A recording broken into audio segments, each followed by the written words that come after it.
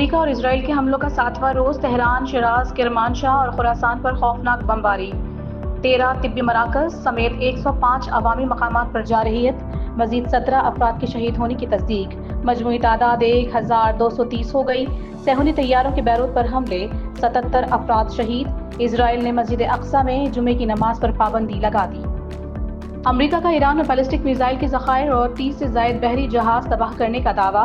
امریکی central command کے commander admiral Brett Cooper کی بریفنگ۔ ایران پر حملوں میں B-2 بمبار طیاروں کے استعمال کا بھی اعتراف۔ کہا ایران کے بیلسٹک میزائل حملوں میں 90% اور ڈرون حملوں میں 83% تک کمی آئی ہے۔ ایران کی میزائل پیداواری صلاحیت ختم کر دیں گے۔ ایران کے کلسٹر بموں سے لیس خیبر شکن میزائلوں سے تل ابیب پر حملہ، ایک ساتھ درجنوں ڈرونز اور میزائلوں کی بارش۔ دفاعی نظام آئرن ڈوم ناکام، مختلف علاقوں میں آگ بھڑک اٹھی۔ خلیج عمان میں امریکہ کے بحری بیڑے ابراہیم لنکن پر ڈرون سے یلغار۔ پاسداران نے انقلاب کے مطابق ابھی ہتھیاروں کا معمولی حصہ استعمال کیا، جلد وہ ہتھیار سامنے لائیں گے جو پہلے استعمال نہیں ہوئے۔ ایران کے خطے میں امریکی اہداف پر تابڑ توڑ جوابی حملے۔ کویت میں امریکی اڈے پر حملے کے بعد آگ بھڑک اٹھی۔ امریکہ نے کویت میں اپنا سفارت خانہ بند کر دیا۔ متحدہ عرب امارات میں 3 افراد، بحرین میں 1 شخص جان سے گیا۔ ابوظہبی میں ڈرون ملبہ گرنے سے پاکستانیوں سمیت 6 افراد زخمی۔ عمان کی بندرگاہ پر ٹینکر پر پروجیکٹائل حملے سے 1 شخص جاں بحق ہوا۔ ایران پر حملہ کرنے کے سوا کوئی چارہ نہیں تھا، سب سے پہلے ایران کو ختم کرنا چاہتے ہیں، لڑائی میں ایران سے زیادہ سنجیدہ ہیں۔ امریکی صدر ڈونلڈ ٹرمپ تقریب سے خطاب کے دوران کہا ایرانی سفارتکاروں سے پناہ لینے کی اپیل کرتے ہیں۔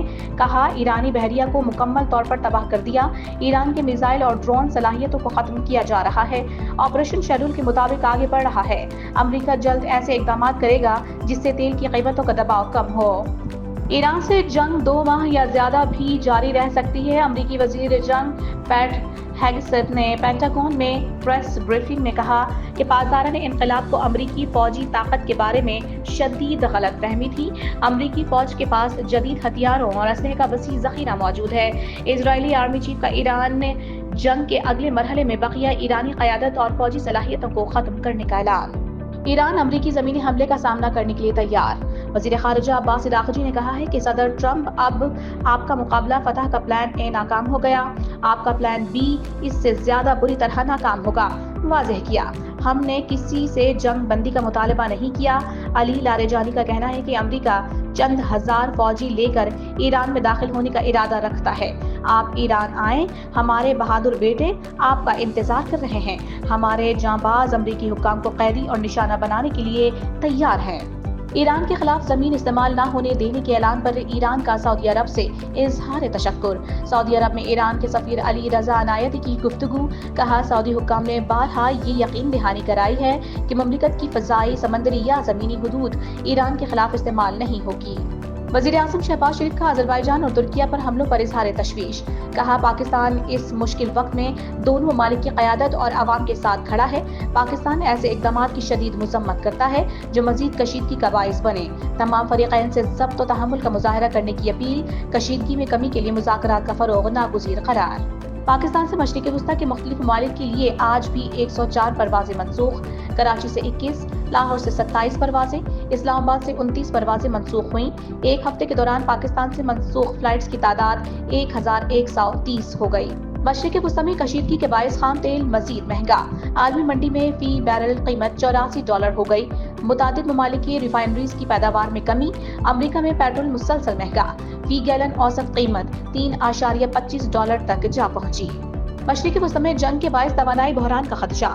پیٹرولیم مصنوعات کی قیمتیں ہفتہ وار جاری کرنے کی تجویز۔ توانائی کی بچت کے لیے آن لائن کام کو ترجیح دینے پر غور۔ 3 مرحلوں پر مشتمل منصوبہ آج وزیر اعظم کو پیش کیے جانے کا امکان۔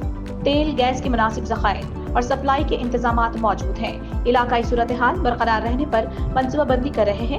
تیل، کوئلہ اور گیس کی فراہمی میں ممکنہ رکاوٹوں کا جائزہ لے رہے ہیں۔ وزیر خزانہ محمد اورنگزیب کی برطانوی ہائی کمشنر سے گفتگو۔ معاشی اصلاحات اور علاقائی صورتحال پر تبادلہ خیال۔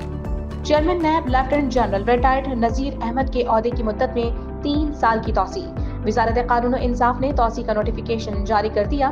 حکومت نے نیب ترمیمی قانون کے تحت عہدے کی مدت میں منظوری دی۔ پاکستان بھارت کی آبی دہشت گردی کا سامنا کر رہا ہے۔ پانی کا بطور ہتھیار استعمال علاقائی امن و سلامتی کے لیے خطرہ ہے۔ اقوام متحدہ سلامتی کونسل میں پاکستانی مندوب آصف افتخار نے خبردار کر دیا، عالمی برادری سے بھارت کی ہٹ دھرمی کا نوٹس لینے کا مطالبہ۔ افغان طالبان اور فتنۃ الخوارج کے خلاف افواج پاکستان کی زمینی و فضائی کارروائیاں جاری۔ کرم سیکٹر میں متعدد پوسٹیں تباہ، پاک فوج کی جانب سے بھاری آرٹلری فائر سے پوسٹوں کو نشانہ بنایا گیا۔ پاک فضائیہ نے بگرام ایئر بیس میں اپنا ٹارگٹ حاصل کر لیا۔ افغان طالبان کی ایمونیشن سپورٹ کا انفراسٹرکچر تباہ کر دیا۔ T20 ورلڈ کپ کے سیمی فائنل میں انگلینڈ کو 7 رن سے شکست، بھارت فائنل میں پہنچ گیا ہے۔ انگلش ٹیم 254 رنز کے تعاقب میں 7 وکٹوں کے نقصان پر 246 رنز بنا پائی۔ جیکب بیتھل نے 105 رنز کی شاندار اننگ کھیلی۔ میگا ایونٹ کا فائنل اتوار 8 مارچ کو بھارت اور نیوزی لینڈ کے درمیان احمد آباد میں کھیلا جائے گا۔ ICC نے T20 ورلڈ کپ کے پلیئر آف دی ٹورنامنٹ کے لیے نامزدگیوں کا اعلان کر دیا۔ پاکستان کے صاحبزادہ فرحان بھی شامل۔ صاحبزادہ فرحان نے ورلڈ کپ کے 7 میچز میں 2 سینچریوں کی مدد سے 383 رنز بنائے۔ اور ہاکی ورلڈ کپ کوالیفائر کے سیمی فائنل میں آج پاکستان کا مقابلہ جاپان سے ہوگا۔ جیت کی صورت میں قومی ٹیم ورلڈ کپ کے لیے کوالیفائی کر لے گی۔